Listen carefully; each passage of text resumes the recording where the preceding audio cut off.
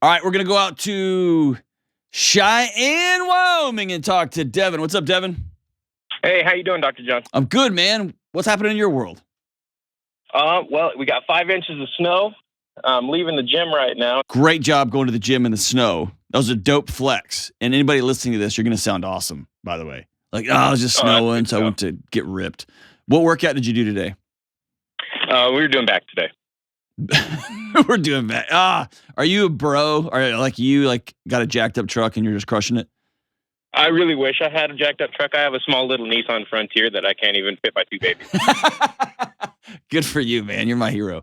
All right. So what's, I don't know, understand this 5 inches of snow business. That would be an apocalypse here in Nashville. But what's up, man? How can I help? So I submitted the question. I currently work in a job that's pretty affected by the political environment and wanted to know, especially like with all the uncertainty going on around, elections and the current political environment, how you navigate like political anxiety. Oh man, that's a great question. What kind of job do you have that's contingent on politics? I actually kind of have two. I work for the federal government, both of them. I'm a current member of the Army National Guard. Okay.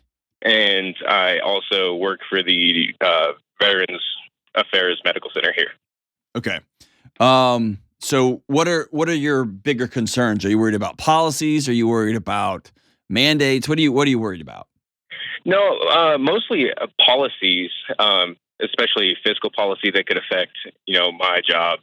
Okay. So if somebody came in and cut a bunch of defense spending, or if somebody came in and if you work in the medical establishment when they mandated, in the original Desert Storm, those guys were going over and they got like 500 shots, and then the guys who went over for Operation Iraqi Freedom got 5,000 shots, and then like the COVID vaccine mandates.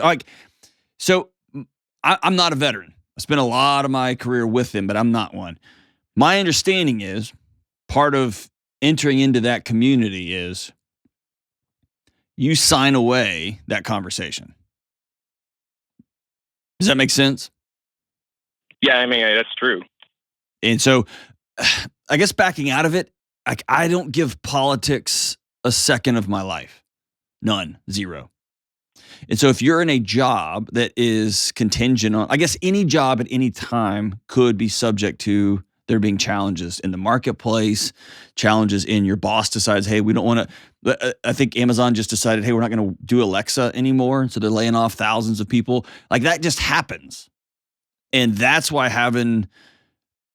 building a non-anxious life, having an emergency fund, not owing anybody any money, choosing to drive a Nissan Frontier instead of being a goofball and taking $100,000 truck loan out, right? It sounds like you're doing the things that allow you to. If they came in and cut a bunch of defense spending and you suddenly found yourself laid off from the federal government and from the Veterans Administration, which I highly doubt, then you're going to be super qualified to go figure out something else. Is that fair? Oh, yeah, that's true. What's bigger? Is there something underneath this? What is it? A lot of it stems from, we have a hard time just getting through baby step 3. We've backtracked into baby step 2. We've backtracked into baby step 1, got our way back to baby step 3. Okay. And now we're back in baby step 2. For people listening, I work at Ramsey Solutions, and we have a program for teaching people how to get out of debt and help millions and millions of people get out of debt and take control, get freedom in their life. And so when Devin's here is talking about baby steps 1 and 2 and 3, that's just a series of steps that people follow to get themselves out of debt forever. The debit card is not going to magically save you. Why do you keep borrowing money? Let me ask you that way. The only reason we actually went back into debt now was because of right now, 5 inches of snow. My wife is a stay-at-home mom, and she didn't have a car that could get through it to get our son to school. And so that was the only reason I was like, you know what? You need a car. And we went back into debt, and it stresses me out. It should. Yeah. Luckily, we got it in June. It'll be paid off like right at the beginning of the year. Okay. But okay, so be done with it. Be done with it. Yeah. And then put yourself and your family in a position that doesn't ever happen again. Yeah, that's my goal. We cancel all our credit cards, close the accounts. Good for you. I told her next time we get a car, it's going to be because we saved up our money. Good for you. And we traded this in, and we're going to do it in cash. Yes, good for you, man. Good for you. So here's what I have found in my life. When I start getting anxious about things, one of the things our bodies do is it starts looking for threats. It are things that identifies threats. One of the ways that manifests in our current world, because we don't have bears chasing us anymore, is we turn the world into us's and them's. We try to find somebody to blame for our internal state. And what I would suggest is build a life the best you can so that not if, but when your division gets laid off, when some knucklehead politician makes some sweeping change just so they can get some more votes, when your boss gets caught, with cocaine and gets fired, and then when all that happens, it's annoying. It's not catastrophic. Does that make sense? Yeah. And so I just don't give politicians the access into my life like that. Yes, I pay a ton of taxes. Okay. No amount of worrying is going to make my tax bill lower.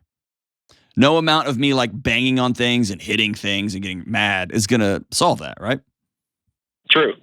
So I just tend to go to the things I can control and then move on. I don't know. They can't make your wife like you more. They can't pay off your house. They clearly can't forgive your student loans, even though they're trying to. They just can't. I'm just not going to give that to them. So let me ask you this: why have you given it to them?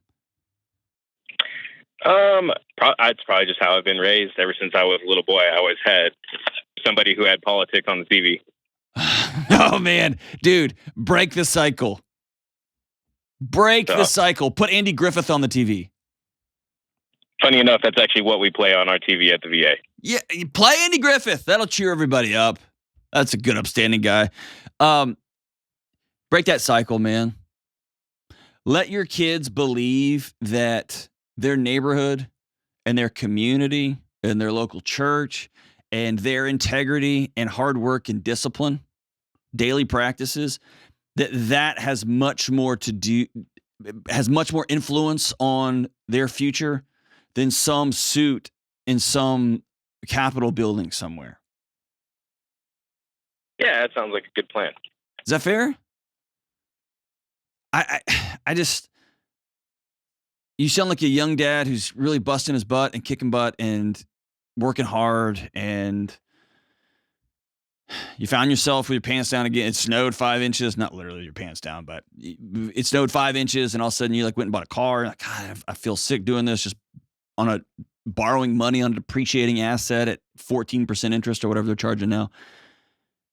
Man, choose freedom every time. Freedom from the television telling you what to do and how to live your life. Choose freedom from, I'm not going to owe anybody any money because I don't want them speaking into my life. I want to decide what I do tomorrow, not Toyota Motor Company. I want to decide what I do tomorrow, not some toxic boss that abuses me.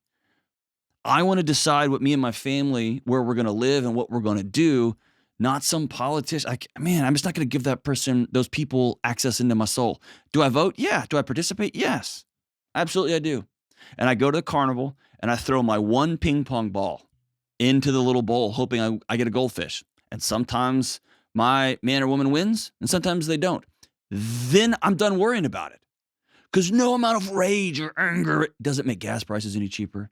It doesn't make us go to war or not go to war. It just doesn't. So I'm going to get to know my neighbors. I'm going to get to know my community. I'm going to get invested in local politics if that's for me. Not some national politician, but hey, we need a road over here. Hey, we need a group of people to help with the bridge over here. We need a new restaurant in our community. Whatever that looks like for you. But I'm just not giving them that time. And hopefully, go to RamseySolutions.com if you found yourself owning a whole bunch of money. If you find yourself in debt. Because I tell you, there's very few things that will set you and your marriage and your parenting freer than not owing anybody anything. And there's a step-by-step program, Financial Peace University, to get you out of debt. It's extraordinary. It changed my family's trajectory, man. changed our whole family tree. Check that out.